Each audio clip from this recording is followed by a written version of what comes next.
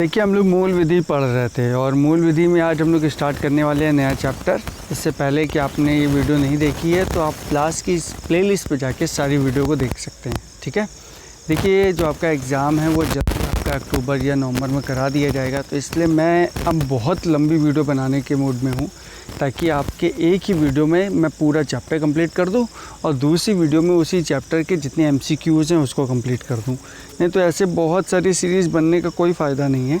आप भी एक बार बैठें और एक चैप्टर कंप्लीट करके उठें और एक बार बैठे तो पूरी एमसीक्यूज़ कंप्लीट करके उठें। ठीक है, आइए देखते हैं सूचना का अधिकार अधिनियम, आईटी अधिनियम और साइबर अपराध अधिनियम। ठीक है, देखिए जो सूचना का अधिकार अधिनियम है, देखिए सबसे पहले आपको ये जानना होगा कि सूचना का अधिकार अधिनियम आया कब। ये आया 2005 के अंदर। ठीक है, अब हम लोग ये जानेंगे इसके बारे में कि भाई जो राइट टू इन्फॉर्मेशन एक्ट के बारे में, इससे सबसे पहले इस अधिनियम का जो नाम था वो सूचना का अधिकार अधिनियम 2005 रखा गया।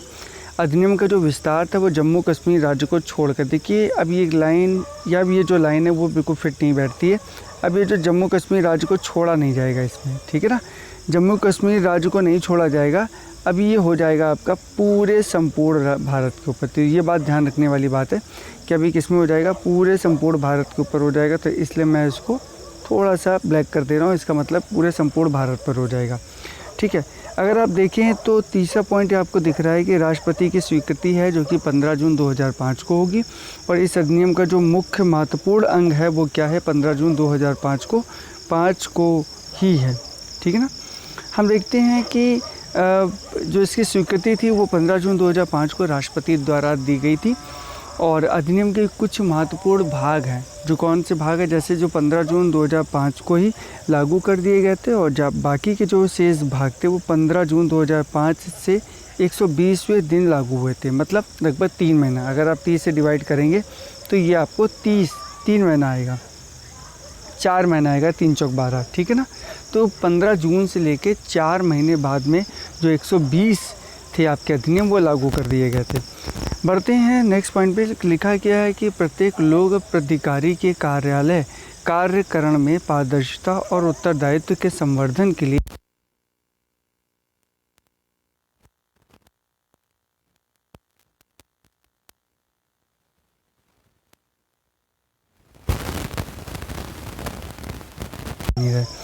इसके बाद नेक्स्ट पॉइंट पे आते हैं। लोक प्राधिकारियों के नियंत्रणहीन सूचना तक पहुंच सुनिश्चित करने के लिए इसे बनाया गया है।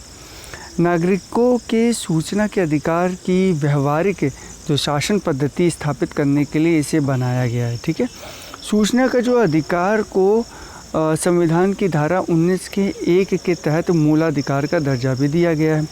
अधिनियम की धारा जो 2 है, मैंने आपसे कहा था ना कि हमेशा अधिनियम की धारा जो 2 होती है वो हमेशा किससे संबंधित रहती है, परिभाषा से संबंधित रहती है। तो समुचित सरकार केंद्रीय सरकार और राज्य सरकार समुचित राज्य है।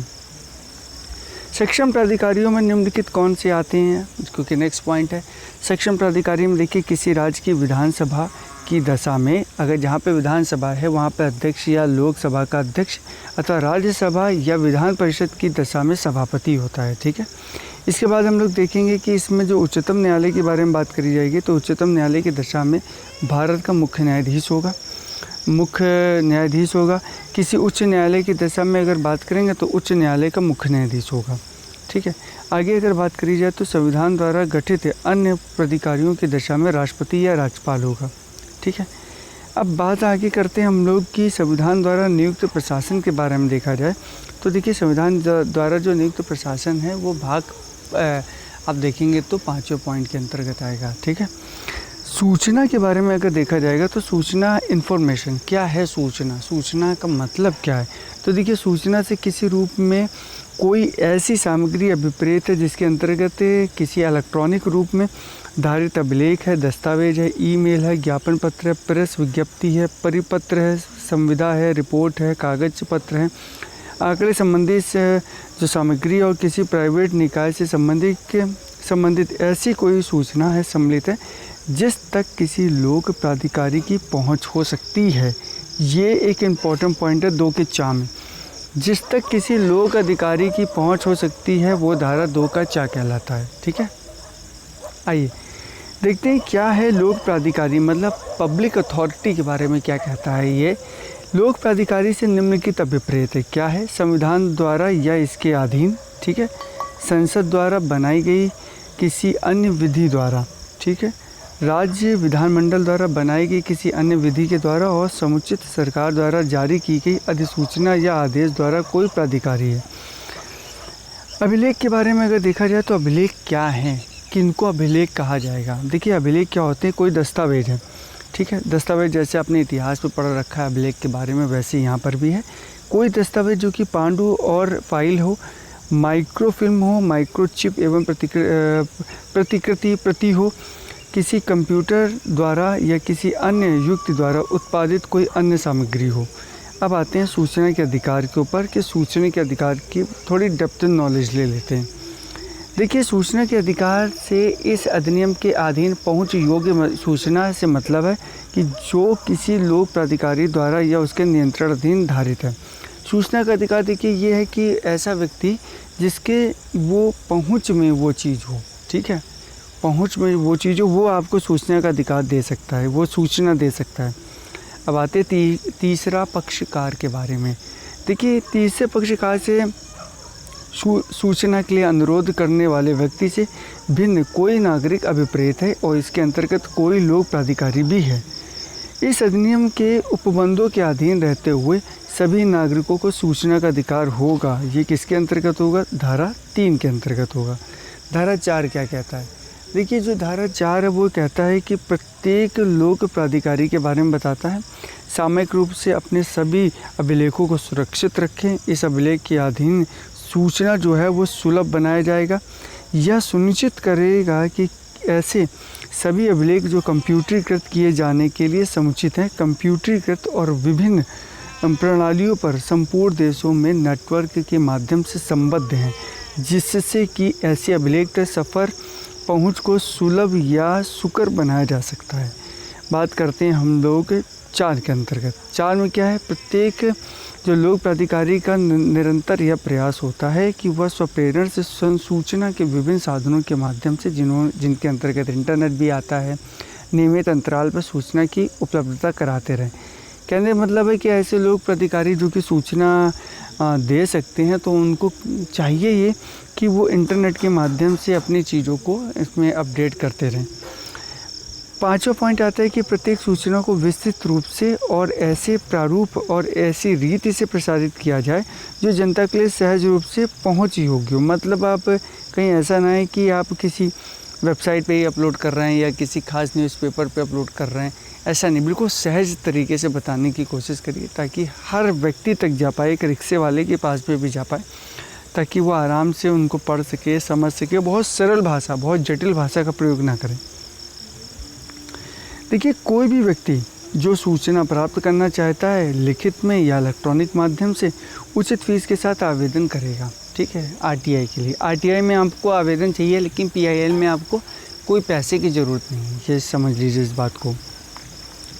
आवेदन क्या है, देखिए केंद्रीय लोक सूचना अधिकारी या केंद्रीय सहायता लोक सूचना अधिकारी अथवा राज्य लोक सूचना अधिकारी या राज्य सहायता लोक सूचना अधिकारी को दिया जाएगा। आवेदक से सूचना का सही कारण को देने की अपेक्षा नहीं की जाएगी। यह आवेदक के अंतरण या ट्रांसफ़र की आवश्यकता है तो यथाशीघ्र किया जाएगा, जो आवेदक की प्राप्ति की तारीख से 5 दिन के पश्चात नहीं होगा। अधिनियम की धारा 7 क्या कहता है, देखिए अधिनियम की धारा 7 के अधीन केंद्रीय लोक सूचना अधिकारी या राज्य लोक सूचना अधिकारी यथासंभव शीघ्रता से किसी भी दशा में 30 दिन के भीतर उचित फीस देने पर सूचना उपलब्ध कराएंगे। ये बहुत इंपॉर्टेंट है, कितने दिन के भीतर, 30 दिन के भीतर। किस धारा में, धारा 7 के अंतर्गत, ठीक है। आगे देखेंगे, परंतु यदि मांगी गई जानकारी का संबंध किसी व्यक्ति के जीवन या स्वतंत्रता से है तो वह अनुरोध प्राप्त होने से 48 घंटे के भीतर सूचना उपलब्ध कराएगा। अब आते हैं हम लोग कुछ पॉइंट्स हैं जिसमें सूचना प्रकट नहीं की जाएगी। कुछ ऐसी भी परिस्थितियां देखिए बन सकती हैं जिसमें सूचना नहीं प्रकट की जा सकती है।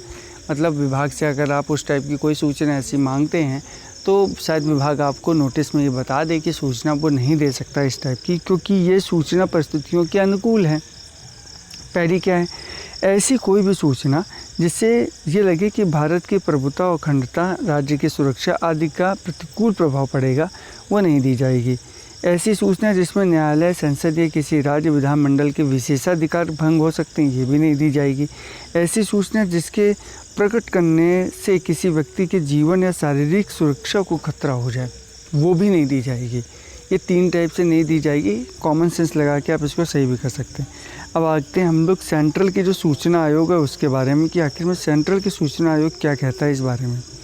ठीक है, RTI केंद्रीय सूचना आयोग के बारे में क्या है। देखिए, केंद्रीय सरकार जो है वो केंद्रीय सूचना आयोग का जो गठन करेगी वो धारा 12 के अंतर्गत है। ठीक है ना। केंद्रीय सूचना आयोग निम्नलिखित से मिलकर बनेगी। मुख्य सूचना आयुक्त से मिलकर बनेगी। सूचना आयुक्त की जो अधिकतम 10 जितने आवश्यक समझे जाएंगे। ठीक है। अब अगर हम लोग नेक्स्ट पॉइंट पे बात करेंगे तो नेक्स्ट पॉइंट इसका है कि भाई जो मुख्य सूचना आयुक्त है और सूचना आयुक्त की जो नियुक्ति है वो राष्ट्रपति द्वारा की जाएगी। ठीक है, इससे मिलकर बनी समितियों की सिफारिश पर की जाएगी। प्रधानमंत्री जो समिति का अध्यक्ष होगा, लोकसभा में विपक्ष का नेता होगा। प्रधानमंत्री द्वारा नाम निर्दिष्ट संघ या मंत्रिमंडल का एक मंत्री होगा। केंद्रीय सूचना आयोग के कार्यों का साधारण अधीक्षण, निदेशक और प्रबंधक केंद्रीय सूचना आयुक्त में निहित होगा। केंद्रीय सूचना आयुक्त का जो मुख्यालय है वो कहाँ पर है, वो नई दिल्ली में है। ठीक है, पहले समझिए। केंद्रीय सरकार की पूर्व अनुमोदन से भारत के अन्य स्थानों में भी कार्यपालिका स्थापित की जा सकती है। सूचना आयुक्त पद ग्रहण की तारीख से 5 वर्ष के लिए पद धारण करेगा और पुनर्नियुक्ति का पात्र नहीं होने पर वो परंतु 65 वर्ष की आयु के बाद वह धारण नहीं करेगा। ठीक है। अब देखते हैं, मुख्य सूचना आयुक्त या कोई सूचना आयुक्त राष्ट्रपति के समक्ष शपथ लेगा और उस पर हस्ताक्षर करेगा। ठीक है। अब शपथ कौन लेगा, किसके समक्ष लेगा? राष्ट्रपति के समक्ष लेगा, उस पर हस्ताक्षर करेगा। मुख्य सूचना आयुक्त या कोई सूचना आयुक्त राष्ट्रपति को संबोधित करके पद त्याग भी कर सकता है। किसको? प्रेसिडेंट को ही संबोधित करेगा और उसमें अपने पद को छोड़ देगा। ठीक है। मुख्य सूचना आयुक्त को वेतन और भत्ते वही मिलेंगे जो मुख्य निर्वाचन आयुक्त के हैं। ठीक है। सूचना आयुक्त को वेतन और भत्ते वही मिलेंगे जो निर्वाचन आयुक्त का है। ठीक है, ये बात ध्यान रखिएगा। सूचना आयुक्त का है वही वेतन और भत्ते मुख्य सूचना आयुक्त को दिए जाएंगे जो निर्वाचन आयुक्त का होता है। मुख्य सूचना आयुक्त या सूचना आयुक्त को राष्ट्रपति द्वारा साबित करना चाहिए असमर्थता, मिसबिहेवियर के आधार पर ही हटाया जाता है। निम्नलिखित आधार पर भी मुख्य सूचना आयुक्त या सूचना आयुक्त को हटा सकती है गवर्नमेंट। कैसे? जैसे वही कॉमन सी बात होती है, दिवालिया होने पर, दोष सिद्ध ठहराए जाने पर, पदावधि के दौरान संवैधानिक नियोजन में लगा रहना, राष्ट्रपति के राय में मानसिक या शारीरिक अक्षमता की वजह से। ठीक है। अब आते हैं हम लोग राज्य सूचना आयुक्त के बारे में। देखिए, जो राज्य सूचना आयुक्त है ना, वो धारा 15 में कहा गया कि राज्य सरकार एक सूचना आयुक्त को गठित करेगी। ठीक। राज्य सूचना आयुक्त निम्नलिखित से मिलकर बनेगी। मुख्य सूचना आयुक्त से और अधिकतम 10 राज्य सूचना आयुक्त से, मतलब 10 राज्य सूचना आयुक्त प्लस 1 राज्य सूचना आयुक्त, तो टोटल 11। लेकिन अधिकतम लिखा है, आप ये समझ लीजिए, 6 भी हो सकती, 8 भी हो सकती, 9 भी हो सकती, लेकिन 10 से ज़्यादा नहीं होगी। ठीक है। तो जैसी गवर्नमेंट को ज़रूरत होगी, देखिए ब्रैकेट में लिखा है जितनी आवश्यकता हो। ठीक है। राज्य मुख्य सूचना आयुक्त और राज्य सूचना आयुक्तों की जो नियुक्ति होगी वो कौन कराएगा? राज्यपाल कराएगा। निम्नलिखित मिलकर बनी समितियों की सिफारिश भी की जाएगी। कौन से? राज्य मुख्य सूचना आयुक्त और राज्य सूचना आयुक्त। ठीक है। मुख्यमंत्री जो समिति का अध्यक्ष होगा। ठीक है। दूसरे पॉइंट में विधानसभा में विपक्ष का नेता होगा तथा मुख्यमंत्री द्वारा नाम निर्दिष्ट मंत्रिमंडल मंत्री। ठीक है। अब देखते हैं हम लोग कि राज्य सूचना आयुक्तों के कार्य अभी निर्देशक और प्रबंधक राज्य सूचना आयुक्तों में निहित होगा। ठीक है। अब देखिए, यदि आप कि राज्य जो सूचना आयुक्त है और राज्य सूचना आयुक्त विधि, विज्ञान, समाज सेवा, प्रबंधन, पत्रकारिता या शासन एवं प्रशासन में व्यापक ज्ञान और अनुभव वाले समाज के प्रख्यात व्यक्ति होंगे। देखेंगे, राज्य सूचना जो आयुक्त है उसमें पद ग्रहण की तारीख से 5 वर्ष तक पद धारण करेंगे और पुनर्नियुक्ति की पात्र नहीं होंगी। अगर हम देखें कि 65 वर्ष की आयु के बाद पद धारण नहीं करेगा। प्रत्येक राज्य सूचना आयुक्त पद ग्रहण से 5 वर्ष के लिए या 65 वर्ष के लिए जो भी पहले हो पद धारण करेगा और पुनर्नियुक्ति का पात्र नहीं होगा। ठीक है। राज्य सूचना आयुक्त का कोई राज्य सूचना आयुक्त किसी भी समय राज्यपाल को संबोधित कर अपना त्यागपत्र कर सकता है। राज्य सूचना आयुक्तों का वेतन भत्ते वही होंगे जो भारत के निर्वाचन आयुक्त के ही होते हैं। राज्य सूचना आयुक्तों के वेतन भत्ते राज्य के मुख्य सचिव के समतुल्य होंगे।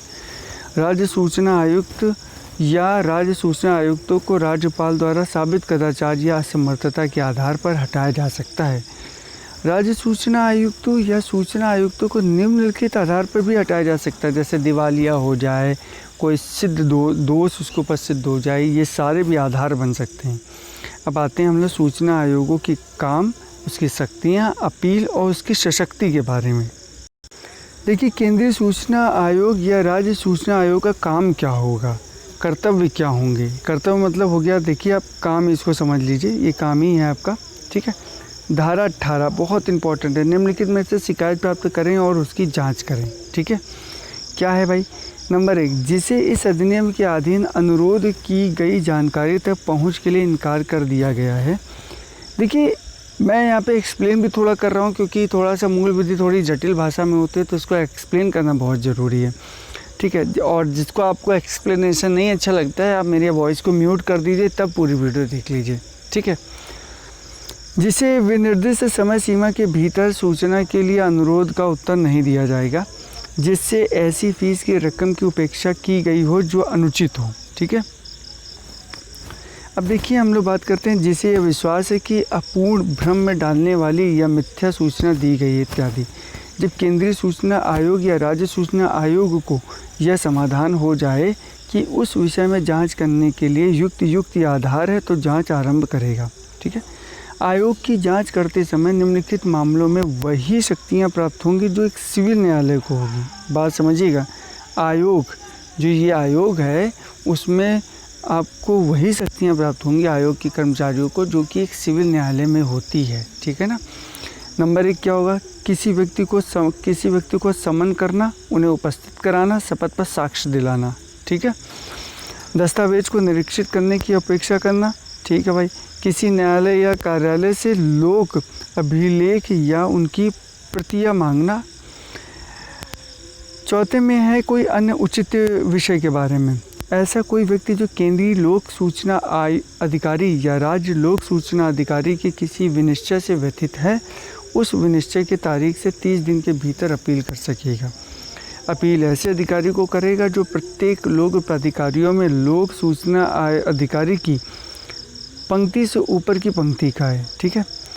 विनिश्चय की विरुद्ध दूसरी अपील 90 दिन के भीतर की जाएगी। ध्यान रखिएगा, 90 दिन मतलब 3 माह के भीतर केंद्रीय सूचना आयोग या राज्य सूचना आयोगों को होगी। अगर आगे देखिए तो केंद्रीय सूचना आयोग और राज्य सूचना आयोग जैसी की स्थिति हो का विनिश्चय अबतकर होगा। देखिए, शासित का मतलब क्या होता है? शासित का मतलब होता है पेनल्टी। इस बात को समझिएगा। पेनल्टी किसमें? धारा 20 में है। किसी शिकायत या अपील का विनिश्चय करते समय यदि केंद्रीय सूचना आयोग या राज्य सूचना आयोग की यह राय है कि केंद्रीय लोक सूचना अधिकारी या राज्य का कोई लोक सूचना अधिकारी के बिना किसी युक्त कारण के आवेदन लेने से इनकार कर दिया गया, मतलब बिना कोई एक सही कारण बताया नहीं है और आवेदन उन्होंने निरस्त कर दिया, तो उनके ऊपर क्या है? पेनल्टी का प्रावधान है अधिकारी के ऊपर। आगे देखिए, आगे लिखा है कि भाई निर्धारित समय के भीतर यदि सूचना नहीं दी गई है तो पेनल्टी का समय का है। ठीक है। यदि तीसरा पॉइंट में असद्भावनापूर्ण सूचना के लिए अनुरोध से इनकार कर दिया गया तो भी पेनल्टी का यहाँ पर है। जानबूझकर गलत या अपूर्ण या भ्रामक सूचना दी गई है आदि तो वो ऐसे प्रत्येक दिन के लिए जब तक कि आवेदन प्राप्त किया गया है या सूचना दी गई है 250 रुपये की सख्ती मतलब आर्थिक दंड अधिरोपित की जाएगी, परंतु कुल राशि 25,000 रुपये से अधिक नहीं होगी। ये बात समझिए, मतलब 25,000 रुपये तक आने के लिए इनको क्या करना पड़ेगा? इनको 100 दिन गलतियाँ करनी पड़ेगी। ये ना 100 दिन गलतियाँ, 100 दिन का मतलब 90 दिन का उन्होंने बना के ही रखा है, तो 2,500 से ऊपर 25,000 से ऊपर हो नहीं सकता। तो उसके बाद आपके ऊपर जो केस चलेगा वो कोर्ट के अंदर चलेगा। ये तो पेनल्टी है, तो आपको पेनल्टी दे के छोड़ दिया जाएगा अधिकारी को। अब आते हैं हम लोग प्रकीर्ण के बारे में। देखिए जहाँ प्रकीर्ण लिखा होता है उसका मतलब होता है मिसलेनियस, ये पूरा मिसलेनियस है। तो आइए देखते हैं इसमें कुछ पॉइंट है। जैसे पहला पॉइंट है सद्भावनापूर्ण की गई किसी कार्रवाई को संरक्षण प्रदान किया जाएगा, अर्थात अभियोजित नहीं चलेगा। कोई न्यायालय इस अधिनियम के अधीन किए गए किसी आदेश के संबंध में कोई वाद, आवेदन या अन्य कार्रवाई ग्रहण नहीं करेगा। किसी आदेश को किसी अपील के रूप में छोड़कर अन्य रूप में प्रश्नगत नहीं किया जा सकता है। केंद्रीय सूचना आयोग या राज्य सूचना आयोग वर्ष के अंत में कार्य के संबंध में निगरानी कर एक रिपोर्ट सरकार को भेजेंगे। धारा 27 ये कहता है कि केंद्रीय सरकार नियम बनाएगी, और धारा 28 ये कहता है कि सक्षम प्राधिकारी नियम बना सकता है। ठीक है, अब देखिए आगे टॉपिक पर बढ़ते हैं। ये है आपका इंफॉर्मेशन टेक्नोलॉजी एक्ट, मतलब 2000। ये IT अधिनियम है। ठीक है, अधिनियम का जो नाम है वो सूचना प्रौद्योगिकी अधिनियम 2000 है। अधिनियम का जो विस्तार है वो संपूर्ण भारत के अंदर है। कुछ परिस्थितियों में यह अधिनियम भारत के बाहर किए गए किसी अपराध या उसके अधीन उल्लंघन के लिए भी लागू होता है। ये नहीं आप सोचेंगे कि आप भारत में ही रहते हैं और आपसे किसी भी प्रकार का कुछ नहीं होगा। यदि कोई भी ऐसी परिस्थितियाँ जो इसमें दी गई हैं, अगर आप भारत के बाहर भी रहते हैं तो आपको पूरी तरीके से पकड़ के रखा जाएगा, उसके ऊपर आपके ऊपर चलेगा। ठीक है, अधिनियम को जो राष्ट्रपति की स्वीकृति मिली वो कब मिली? वो 9 जून 2000 को मिली। 17 अक्टूबर 2000 से लागू हो गई। ये देखिए UPSC में पूछा गया था कि कब लागू हुई, IT अधिनियम कब लागू हुआ, तो 17 अक्टूबर 2000 को। ठीक है, ये बात ध्यान रखना है आपको। अधिनियम के अधीन कुछ महत्वपूर्ण परिभाषाएं हैं जो कि मैंने आपसे हमेशा कहा कि धारा 2 में जो भी परिभाषा होंगे धारा 2 में ही होंगी। सबसे पहला है प्रमाणकर्ता प्राधिकारी के बारे में, मतलब सर्टिफाइंग अथॉरिटी के बारे में कि क्या है सर्टिफाइंग अथॉरिटी IT अधिनियम के अंतर्गत। देखिए प्रमाणकर्ता, ये सर्टिफाइंग अथॉरिटी उसे कहते हैं जिसे इलेक्ट्रॉनिक चिन्ह, इलेक्ट्रॉनिक सिग्नेचर प्रमाण पत्र जारी करने का लाइसेंस दिया गया है। ये ऐसा व्यक्ति जो इलेक्ट्रॉनिक आपके सिग्नेचर को क्या करेगा, प्रमाणित करेगा, वो होगा आपका प्रमाणकर्ता अधिकारी, सर्टिफाइंग अथॉरिटी। कंप्यूटर के बारे में क्या बोला गया? देखिए क्योंकि IT है, यहाँ पे सब कंप्यूटर, साइबर हैकिंग और messenger message hack, WhatsApp hack, mobile hack, mobile privacy, drive, Google stores, आपके जितने मेल्स हैं उसके बारे में, स्पैम, ये बहुत सारी चीज़ों पे वर्ड बात होंगी, जितनी भी टेक्निकल चीज़ें। तो इन्होंने कहा कंप्यूटर क्या है? देखिए कंप्यूटर एक ऐसी इलेक्ट्रॉनिक डिवाइस है या चुंबकीय, प्रकाशीय या अन्य डाटा संसाधन से युक्त प्रणाली है जिसके द्वारा विभिन्न प्रकार के काम लिए जाते हैं। ठीक है, मैंने बहुत सिंपल बता दिया आपको। कंप्यूटर नेटवर्क क्या होता है? देखिए कंप्यूटर नेटवर्क जो इसके माध्यम से एक या एक से अधिक कंप्यूटर या कंप्यूटर प्रणाली संसूचक युक्ति का अंतः संबंध अभिप्रेत है। अब बात आती है कंप्यूटर साधन क्या होता है, कंप्यूटर रिसोर्सेज क्या होते हैं। देखिए कंप्यूटर जो प्रणाली से computer network data, computer data संचय सॉफ्टवेयर अभिप्रेत है। साइबर कैफ़े क्या है फिर? देखिए साइबर कैफ़े का मतलब ये होता है कि जहाँ कंप्यूटर और इंटरनेट से संबंधित सुविधाएं उपलब्ध कराई जाएँ, सब साइबर कैफ़े होते हैं। हम आप सब साइबर कैफ़े को जानते हैं। अंकीय चिन्ह क्या है? जिसको बोलते हैं डिजिटल सिग्नेचर। देखिए किसी भी हस्ताक्षरकर्ता या इलेक्ट्रॉनिक पद्धति या प्रक्रिया द्वारा किसी इलेक्ट्रॉनिक अभिलेख का जब प्रमाणन किया जाता है और वो अंकीय चिन्ह में तब्दील किया जाता है तो वो अंकीय चिन्ह कहलाता है। ठीक है, अब आते हैं इलेक्ट्रॉनिक अभिलेख क्या है। इलेक्ट्रॉनिक अभिलेख मतलब इलेक्ट्रॉनिक रिकॉर्ड्स क्या है, जैसे आपकी जो मेल है वो भी आपके इलेक्ट्रॉनिक रिकॉर्ड्स में आती हैं, मैसेजिंग है ये भी इलेक्ट्रॉनिक रिकॉर्ड्स में आती हैं। तो मैंने ये बताया कि इलेक्ट्रॉनिक प्रारूप या माइक्रोफिल्म या कंप्यूटर उत्पादित जो भी डाटा होगा वो सब आपका क्या कहलाएगा, इलेक्ट्रॉनिक अभिलेख के अंतर्गत आएगा। अब आते हैं इलेक्ट्रॉनिक चिन्ह क्या होते हैं। चिन्ह मतलब सिग्नेचर, चिन्ह मतलब सिग्नेचर होते हैं। देखिए इलेक्ट्रॉनिक चिन्ह से इलेक्ट्रॉनिक तकनीकी के माध्यम से किसी इलेक्ट्रॉनिक अभिलेखन का प्रमाणन और इसके अंतर्गत अंकीय चिन्ह भी आता है। अब आते हैं हम लोग सब्सक्राइबर, जो हम लोग सब्सक्राइबर बोलते हैं ना, वो होता है हस्ताक्षर करता। सब्सक्राइब कर लो, हस्ताक्षर कर दो। देखिए हस्ताक्षरकर्ता से ऐसे व्यक्ति को जाना जाता है जिसके नाम से इलेक्ट्रॉनिक चिन्ह प्रमाण पत्र जारी किया जाता है, वो है आपका सब्सक्राइबर या हस्ताक्षरकर्ता। कोई हस्ताक्षरकर्ता किसी इलेक्ट्रॉनिक अभिलेख को अपने अंकीय चिन्ह लगाकर अधिप्रमाणित कर सकेगा। कोई इस्तेमाल करने वाला किसी इलेक्ट्रॉनिक अभिलेख को ऐसी इलेक्ट्रॉनिक चिन्ह या इलेक्ट्रॉनिक अधिप्रमाणन तकनीक द्वारा अधिप्रमाणित कर सकेगा जो विश्वसनीय समझी गई हो। इस अधिनियम की जो धारा 43 है के अंतर्गत यदि कोई व्यक्ति स्वामी व्यक्ति है या स्वामी है या उस संपत्ति का जो स्वामी है, किसी अन्य व्यक्ति को जो किसी कंप्यूटर प्रणाली, नेटवर्क या कंप्यूटर सहित प्रणाली का भार साधक है, उसकी अनुमति के बिना निम्नलिखित में से कोई काम करे जो वह प्रभावित व्यक्ति को प्रतिकर देने के लिए दायी हो, तो वो 1 करोड़ रुपए से अधिक नहीं होगा। ठीक है। जैसे ऐसे कंप्यूटर प्रणाली, कंप्यूटर नेटवर्क या कंप्यूटर संसाधन प्रणाली में पहुंचता है भी है। ऐसे कंप्यूटर में संचित कोई सूचना या आंकड़े निकालना है या प्रतिलिपि करता है। ऐसे किसी कंप्यूटर में वायरस प्रवेश कराता है या करवा सकता है। ऐसे कंप्यूटर से कोई आंकड़ा या किसी अन्य कार्यक्रम को नुकसान पहुंचाता है या पहुंचवाता है। ये सब क्या आता है? ये सब आता है कि कंप्यूटर के अंदर जो आपने काम किया है, जिसको बोलते हैं धारा 43 के अंतर्गत जो आप अपराध कर रहे हैं, या तो आपने बिना पूछे उसके डिटेल निकाल ली, बिना पूछे वायरस डाल दिया उसके लैपटॉप पे, ये सब अपराध के अंतर्गत आएगा। नेक्स्ट पॉइंट देखते हैं कि यदि कोई व्यक्ति दस्तावेज, विवरणी अथवा प्रमाणकर्ता प्राधिकारी की रिपोर्ट देने के लिए अपेक्षित है और ऐसा नहीं करता है, तो प्रत्येक सफलता के लिए 1,50,000 रुपये तक की सशक्ति का मतलब पता है क्या है? सशक्ति का मतलब है पेनल्टी। अभी हम लोगों ने पढ़ रखा है। सशक्ति का मतलब क्या होता है भाई? पेनल्टी होता है, ये याद रखिएगा। ये कुछ वर्ड हैं जिसको मैं यहाँ पर डिस्कस कर दे रहा हूँ, जिससे आपको फ़ायदा काफ़ी होगा।